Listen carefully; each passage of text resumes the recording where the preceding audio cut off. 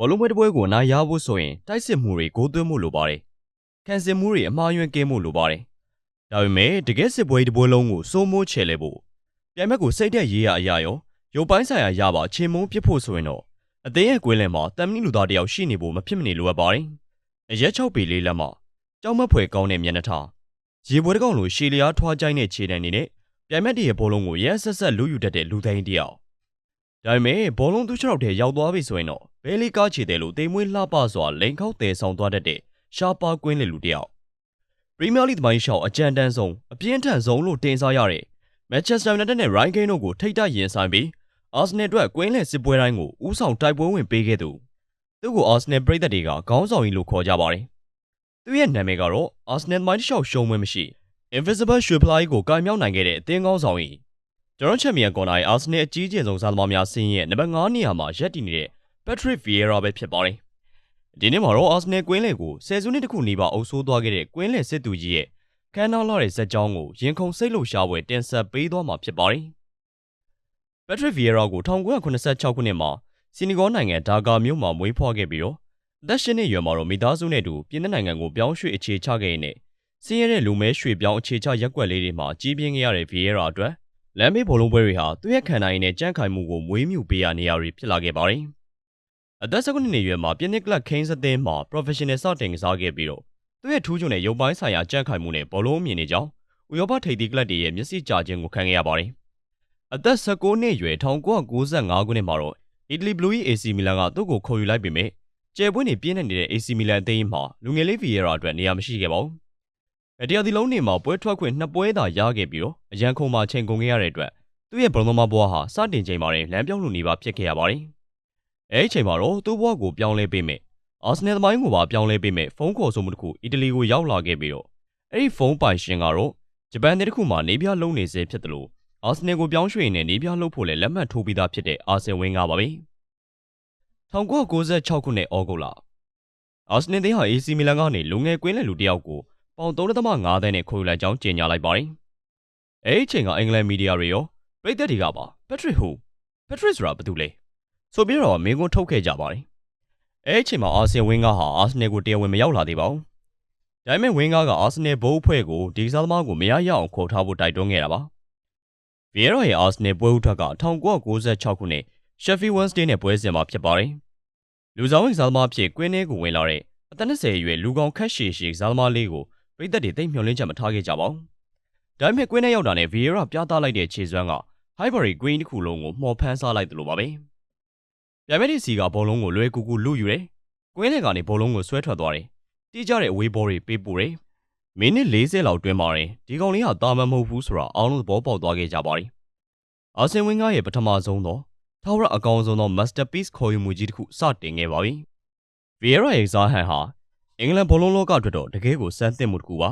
။အင်္ဂလန်မှာကွင်းလက်ဖြတ်စည်းတဲ့သူဆိုရင်ဘောလုံးလုမယ်။လူကပါရိုက်ချမယ်။ပြီးရင်ဘောလုံးကိုအဝေးကိုကန်ထုတ်ပစ်မယ်ဆိုတဲ့ပုံစံမျိုးတွေသာများပါတယ်။ဒါပေမဲ့ Vieira ကတော့ဖြတ်စည်းသူ destroyer တတ်မဟုတ်ပါဘူး။သူဟာ playmaker တယောက်လိုဘောလုံးပေးပို့နိုင်စွမ်းလည်းရှိပါတယ်။သူ့ရဲ့ရှည်လျားတဲ့ခြေတံတွေကြောင့်ပြိုင်ဘက်တွေကဘောလုံးလွတ်သွားပြီထင်တဲ့အချိန်မျိုးမှာတော့နောက်ကနေလှမ်းပြီးတော့လိုက်ယူနိုင်စွမ်းရှိပါတယ်။ပြိုင်ဘက်စီကဘောလုံးရတာနဲ့သူ့ရဲ့ရင်အုပ်ကျယ်ကြီးကိုမတ်ခေါင်းကိုမော်ပြီးတော့ Arsenal တံမြန်တိုက်စစ်တွေကိုစတင်လည်းရှိပါတယ်။ကွင်းလင်းမှာသူ့ကိုကြော်ဖြတ်ဖို့ဆိုတာတောင်တန်းတစ်ခုကိုဖြတ်ကျော်ရသလိုခက်ခဲပါတယ်။သူ့ရဲ့အရှိန်ဝါ aura ကပြိုင်ဘက်တွေကိုကြောက်ရွံ့သွားစေပါတယ်။ Emmanuel Peter နဲ့တွဲဖက်ပြီးတော့1990-98 ရာသီမှာ Arsenal ကို Premier League နဲ့ FA ဖလား double ရအောင်အဓိကမောင်းနှင်ပေးခဲ့ပါတယ်။ Vieira ကြောင့်ပြောရရင်ချန်လက်ထားလို့မရတဲ့အရာကတော့ Manchester United ကွင်းလယ်လူ Ryan Giggs နဲ့သူ့ရဲ့သမိုင်းဝင်ပြိုင်ဆိုင်မှုပါပဲ။ Premier League သမိုင်းမှာဒီကစားသမား2ယောက်ရဲ့ထိပ်တိုက်တွေးဆုံမှုလောက်ကြည်ကောင်းတဲ့ပြင်းထန်တဲ့ပြိုင်ဆိုင်မှုမျိုးမရှိသေးပါဘူး။ Arsenal နဲ့ Man United ဆိုတဲ့အင်္ဂလန်ထိပ်တန်းအသင်းနှစ်သင်းအားပြိုင်မှုဟာကွင်းလယ်က Vieira နဲ့ Ryan Giggs တို့ရဲ့အားပြိုင်မှုကနေစတင်ပါတယ်။နှစ်ယောက်စလုံးကအသင်းကောင်းဆောင်တွေနှစ်ယောက်စလုံးကရှုံးပွဲကိုမုန်းတီးသူတွေနှစ်ယောက်စလုံးကနောက်ဆုတ်ပေးဖို့ဆိုတာအဘိဓမ္မာမပါတဲ့လူမိုက်တွေပါ။ကွင်းထဲမှာတွေ့ကြပြီဆိုရင်ဘောလုံးလူတာထက်စစ်ခင်းနေကြသလိုပါပဲ။အထင်ရှားဆုံးကတော့2005ခုနှစ် Highbury ကွင်းဥမင်လှိုင်ကောင်းတွေကပြဿနာပါ။ပွဲမစခင်ဥမင်လှိုင်ကောင်းထဲမှာအချင်းချင်းစကားများပြီးတော့ Ryan Giggs က Vieira ကိုကွင်းထဲမှာတွေ့မယ်။မင်းတို့ကောင်တွေကိုငါကွင်းထဲမှာရှင်းမယ်လို့အော်ဟစ်ကျင်းဝါခဲ့တဲ့ဖြစ်ဟာ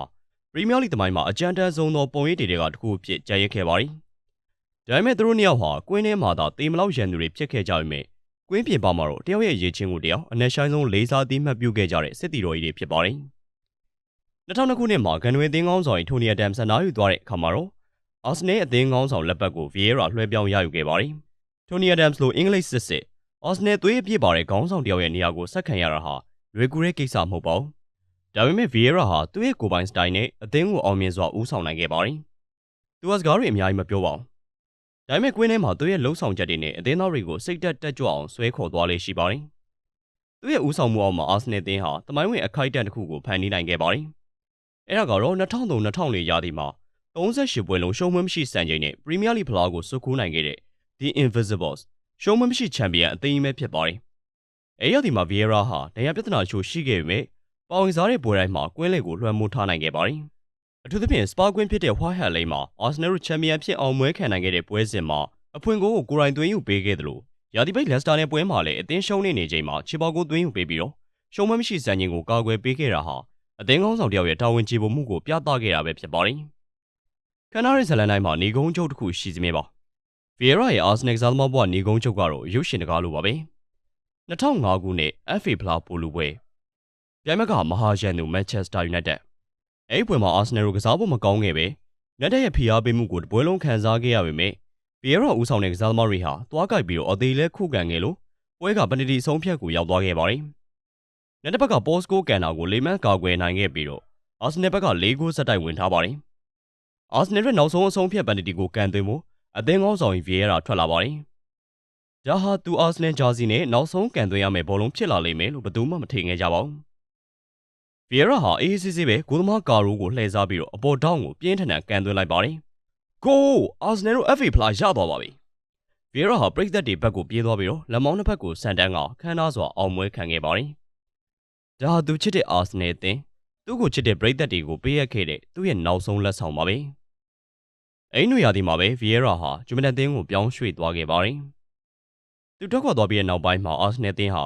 ဗီယေရာလိုကွင်းလေလူမျိုးကိုဆယ်စုနှစ်နဲ့ချီပြီးတော့ရှာဖွေခဲ့ပေမဲ့ဒီကနေ့အချိန်ထိအပြည့်အဝအစားထိုးနိုင်ခြင်းမရှိသေးပါဘူး။ Cesc Fabregas, Gilberto Silva, Declan Rice တို့လိုထက်မြက်တဲ့ကွင်းလေလူတွေရှိခဲ့ပေမဲ့အာဆနယ်ကွင်းလေမှာကစားတဲ့ကစားသမားတိုင်းဟာဗီယေရာရဲ့အရေးအောက်ကနေရုန်းထွက်နိုင်ဖို့ရုန်းကန်ခဲ့ရပါတယ်။သူဟာအာဆနယ်သင်းအတွက်9နှစ်တာကစားပေးခဲ့ပြီးတော့ပွဲပေါင်း406ပွဲကစား33ဂိုးသွင်းယူပေးခဲ့ကစူပလာပေါင်းများစွာကိုစုပ်ကူးပေးခဲ့ပါတယ်။ဖလာရီထက်ပိုရေးကြီးတာကသူချမှတ်သွားခဲ့တဲ့စံနှုန်းစတန်ဒတ်ပါပဲ။အာဆနယ်ဂျာစီကိုဝတ်ဆင်ထားရင်ဘယ်သူမှမကြောက်ရဘူး။ဘယ်တော့မှအရှုံးမပေးရဘူးဆိုတဲ့စိတ်ဓာတ်ကိုသူချန်ရစ်ခဲ့ပါတယ်။ဒါကြောင့်လေပက်ထရစ်ဗီယေရာဟာအာဆနယ်သင်းရဲ့ကြီးကျယ်ဆုံးစားသမားစီးရင်မှာဘယ်တော့မှမေးပြောက်လို့မရတဲ့ကွင်းလက်စစ်သူကြီးဖြစ်နံပါတ်9နေရာမှာထထဝါရက်တည်နေတာပဲဖြစ်ပါတယ်။ဒီနေ့တော့လောက်ပါပဲဗျာ။ကျွန်တော်ချန်ပီယံခေါ်နာကနေအာဆနယ်သင်းရဲ့ကြီးကျယ်ဆုံးစားသမားတွေကိုဆက်လက်တင်ဆက်ပေးသွားမှာမို့ page လေးကို like and follow လုပ်ထားဖို့မမေ့ပါနဲ့ဦး။အားပေးကြတဲ့ပြည်သူများလည်းစိတ်ချမ်းသာခြင်းကိုယ်ယူကျန်းမာခြင်းနဲ့ပြည့်စုံကြပါစေလို့ချန်ပီယံခေါ်နာဝိုင်းတော်သားများကဆုတောင်းပေးလိုက်ပါတယ်။အဆုံးထိကြည့်ရှုပေးတဲ့အတွက်အားလုံးကိုကျေးဇူးတင်ပါတယ်။